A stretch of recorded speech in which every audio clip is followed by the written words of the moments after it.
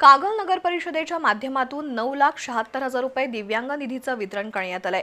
शहरातील 244 लाभार्थ्यांना प्रत्येकी 4,000 रुपयांप्रमाणे हा निधी वाटप करण्यात आलाय।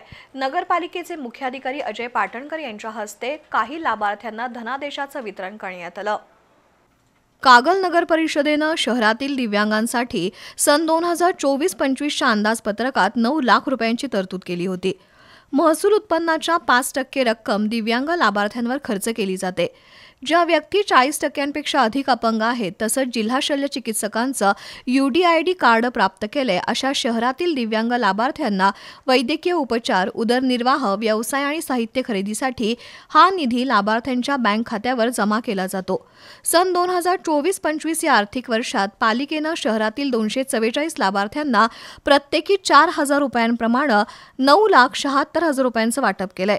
नगरपालिकेचे मुख्याधिकारी अजय पाटणकर यांच्या हस्ते लाभार्थ्यांना या अनुदानाचं वितरण करण्यात आलं। गुढीपाडवा आणि रमजान ईद या सणांच्या पार्श्वभूमीवर उद्दिष्टापेक्षा अधिक अनुदानाचं वितरण नगरपालिकेनं केलंय। यावेळी विभाग प्रमुख सुरेश रेळेकर उपस्थित होते।